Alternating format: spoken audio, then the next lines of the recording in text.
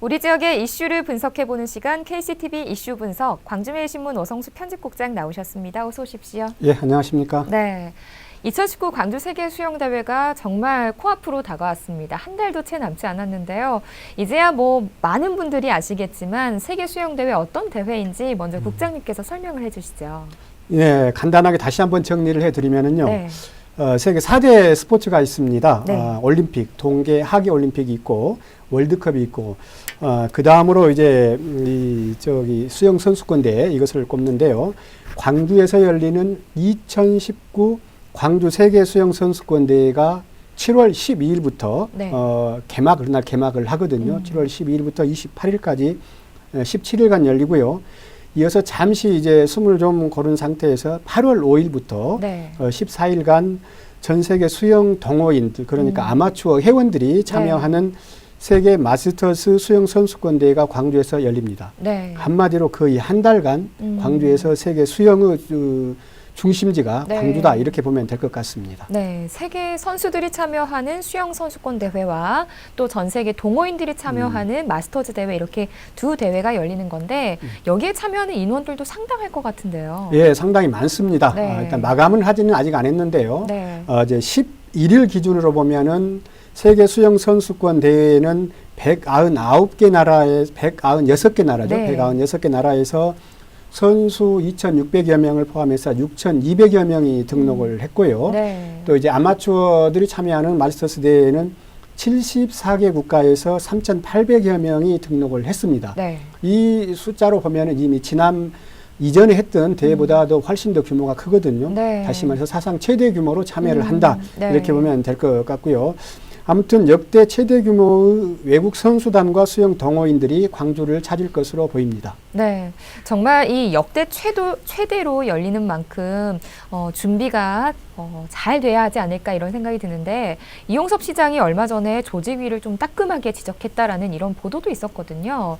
준비하는 과정에서 문제가 있었던 건가요? 뭐 큰 문제가 있었던 것은 아니고요. 네. 지금 이제 이용섭 시장 주재로 네네. 어떻게 좀 말까지 이제 점검을 했던 걸로 알고 있는데, 네. 다만 이제 경기장 시설의 완공 시기가 당초에는 이제 광주시나 조직위 차원에서는 5월 말로 이제 설정을 했었습니다. 네. 일단 완공을 해둔 다음에 이제 점검도 해야 될 것 아닙니까? 네. 근데 그게 한 1, 2주 정도 이제 늦어졌던 것인데, 수영대 경기 일정하고는 큰 차이는 없을 것 같고요. 네. 또 이제 세계 수영 연맹이죠. 피나의 이제 안전 점검과 인증 절차가 이제 6월 둘째 주, 셋째 주에 예정돼 있기 때문에 네. 전반적으로 큰 문제는 없습니다.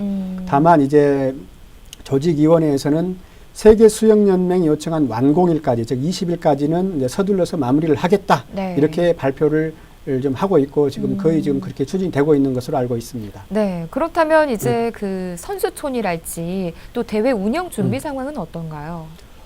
일단은 이제 선수촌은 이제 거의 됐고요. 선수촌은 이제 수년 전부터 이제 송정동 주공 아파트를 이제 재건축해서 1,600세대, 약 1,700세대가 이제 들어서는 선수촌은 이미 이제 3월에 완공을 했습니다. 네, 그래서 네. 이제 내부 마감 공사와 편의시설 등 이런 것들을 좀 하고 있고, 아마 7월 2일 무렵에 이제 언론에 공개하는 예정인데요. 네. 이제 하게 되면은 이제 경기가 열리기 바로 직전인 7월 11일 날 이제 선수들의 입촌이 이제 거대한 입촌식이 예정이 되어 있습니다. 네. 이제 운영 면에 있어서는 이제 꾸준히 준비를 해 와서 지난 이제 7일 이제 준비 보고회를 했던 걸로 알고 있는데요. 네. 이제 전반적으로 상황이 크게 지금까지는 그렇게 나쁘지는 않습니다. 그리고 네. 정부 차원에서도 지난 13일이죠. 지난 13일 이낙연 국무총리가 주재하는 국정현안 점검 조정회의라는 게 있었거든요. 네. 여기에서도 주요 안건 중 하나가 이 광주 세계 수영 선수권 대회였습니다. 그래서 정부 차원에서도 이 현황을 꼼꼼하게 준비를 했는데 아직까지는 큰 문제가 없는 걸로 그렇게 지금 나와 있습니다. 네.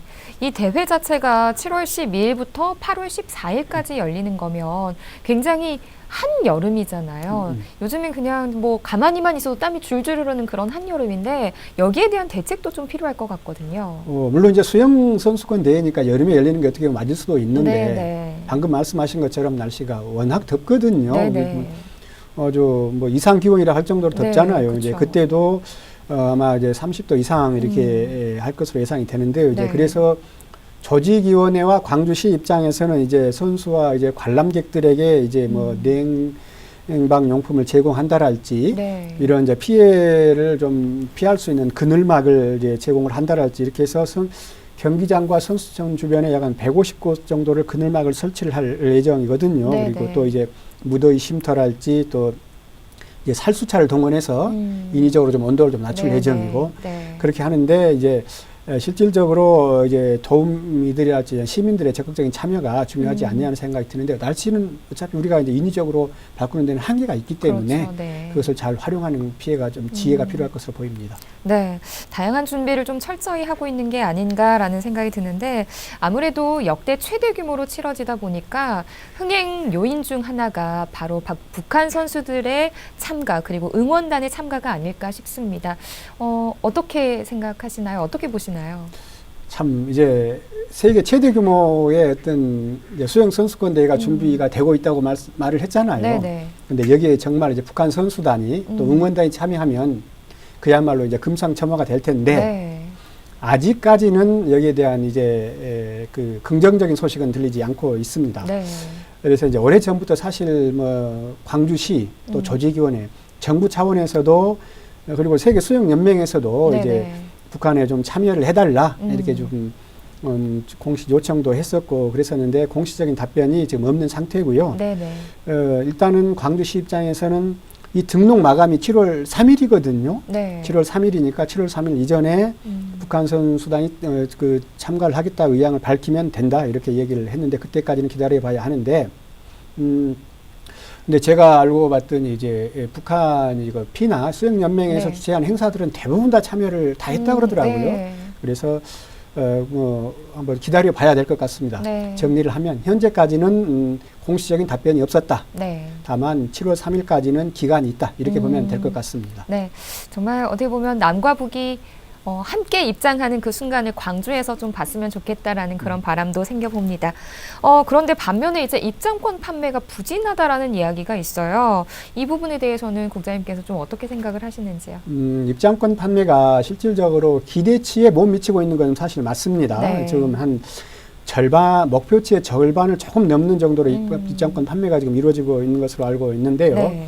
물론 이 특성상 이제 경기에 임박하면 이제 경기가 임박하면 또 진행되고 있으면 이제 그때 이제 많이 판매되는 그런 특성들이 있습니다만 아무래도 조직이나 광주시 입장에서는 사전에 이렇게 많이 팔려서 붐 조성에 굉장히 좀 기여를 했으면 좋겠다 이런 네. 차원에서 지금 매일 입장권 판매를 독려하고 실행을 하고 있는데 근데 이제 아직까지는 좀 기대에 못 미치고 있는 것은 사실입니다. 네. 다만 이제 조직이도 그러고 시도 그러고 본격적인 경기가 진행이 되면 또 임박해지면 더 그 현장에서 열기를 느껴보기 위해서 더 많은 분들이 참여를 할 것이다라고 보는데 조금 기대를 좀 더 하고 좀 독려를 해야 될 그런 시점인 네. 것 같습니다. 네.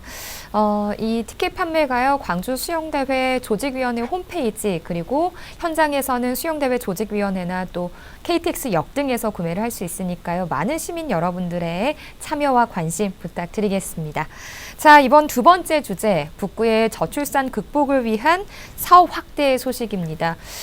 북구가 아무래도 인구가 5개 자치구 가운데 가장 많은 구인데도 불구하고 이런 정책을 내건 거 보면은 정말 저출산 문제가 심각한가 봐요. 북구는 인구도 가장 많은데요. 네. 상대적으로 또 그 저소득층도 가장 많습니다. 네, 네, 맞아요. 잘 아시는 것처럼. 네. 그래서 이제 그런 지역의 특성이 있는데 그래서 북구가 이 저출산 극복 대책을 이제 촘촘한 계획을 세웠더라고요. 세워서 네. 결혼부터 육아까지 이제 생애 주기에 맞는 이런 차근차근 대책을 세워서 좀 주목을 받고 있습니다. 네. 그렇다면 이 사업 자체를 결혼부터 육아까지 여러 단계로 구분해서 진행을 하겠다라는 거죠. 네, 여러 단계, 이제 정확히 4단계인데요. 네. 이제 북구가 지난해 12월 저출산 아동 정책 팀을 이제 신설을 했습니다. 그래서 네. 이제 4단계, 즉 신혼 부부와 예비 부모를 대상으로 한 알콩달콩이랄지 또 임산부와 출산을 대상으로 뭐 방긋 이런 생애 주기별 4개 분야의 10개 사업을 중점으로 추진키로 하고 이제 촘촘한 계획을 세웠습니다. 네. 이 밖에 이제 우리 가족 행복 뭐 베이커리랄지 또 다자녀 가정 그 장학금이나 교복비를 지원하는 프로그램 네. 또 모범부부 표창 등 추가적으로 저 생애 주기에 맞는 이런 맞춤형 시책도 같이 마련을 해서 좀 주목을 받고 있습니다. 네. 그런데 이제 이런 정책과 함께 북구가 야심차게 준비한 출산준비금 지원 사업, 그리고 꿈나무 장난감 도서관 사업이 한때 지연되고 있다라는 이런 지적도 있었거든요. 현재 상황은 또 어떤가요? 저도 그 보도가 나왔길래 다시 한번 취재를 해봤는데, 크게 이렇게 문제가 된 상황은 아니거든요. 이제 1월 1일 기점으로 해서 네. 결혼을 한 신혼부부에 이제 월 5만 원씩 1년간 지급하는 행복 결혼 출산 준비금 지원 사업이라는 게 있는데, 네. 당초에는 이제 2019년 올해 본예산에 이제 하려고 그랬는데 본예산에는 확보를 못했고, 지난 5월에 이제 추가 경정 예산에 이제 반영을 해서 이제 차질 없이 진행이 될 것 같고요. 또 북구에서 야심차게 준비한 이제 꿈나무 장난감 도서관이라는 게 있거든요. 네. 여기에도 이제 7월 개관을 목표로 해서 지금 설계 중인데, 뭐 조금 뭐 며칠간이나 한두 달 정도는 지연될 수는 있지만 전반적으로 큰 차질은 없을 것으로 이렇게 보입니다. 네. 그런데 이렇게 북구에서 추진하고 있는 이런 정책들이 자치단체에서는 처음이라고 들었습니다. 사실 뭐 저출산 극복 대책이랄지 뭐 노인들 대상으로 한 정책 다 대부분 다 하고 있거든요. 네네. 그러는데 조금 전에 얘기한 것처럼 이제 북구가 좀 더 세밀하게, 좀 디테일하게 잡아서 이제 4대 사업을 할 경우에는 북구 자체적으로 평가하기에는 이제 전국에서 처음이다. 네. 이렇게 좀 평가를 하고 있고요. 나름대로 조금 전에 얘기했던 지난해 뭐 저출산 아동 정책팀을 신설한 것부터 해가지고 연구를 많이 해서 지역 특성에 맞는 지역민에 와닿는 정책을 수립해서 시작을 했습니다. 다만 이제 시작을 했기 때문에 이제 충분한 그 이제 좀 결과 아직은 이제 아웃풋이 나온 것은 아니거든요. 지켜봐야 될 것 같습니다. 네. 그런데 이것과는 별개로 또 북구가 민간 공모 사업에서 저출산 극복 예산을 확보했다고요. 북구가 당초에는 이제 국비, 시비 이제 지방비로만 하려고 그랬는데 예산이 한계가 있잖아요. 그렇죠. 그래서 이제 이 신설팀에서 이렇게 쫙 서치를 해보니까 뭐 금융기관에서도 이런 사업이 있다 그러더라 해가지고 하나금융그룹이 이제 공모 사업을 했어요. 네. 그래서 이제 여기에 이제 응모를 해서 21억 원을 확보를 했는데 상당히 많잖아요. 금액이 적지 않은 금액이거든요. 그래서 이제 하나금융그룹에서 약 13억여 원을 지원을 하고 국비와 시비 등 6억 4천만 원을 지원을 해서 총 21억을 이제 확보를 했습니다. 그래서 북구에서는 이제 중흥 어린이집 이제 그쪽 일원을 대상으로 해가지고 지상 2층 규모의 어떤 이런 사업을 추진하겠다 하는 계획입니다. 네. 북구의 저출산 극복을 위한 정책 추진, 이런 일련의 복지 정책들 국장님께서는 어떻게 보시나요?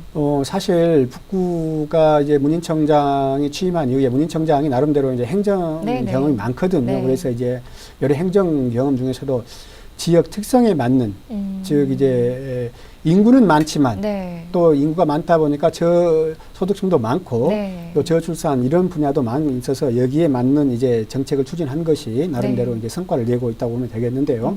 조금 전에 얘기했던 이제 전담팀을 꾸려서 했던 것은 좀 좋아 보이고요. 다만 좀 지켜봐야 될 것 같습니다.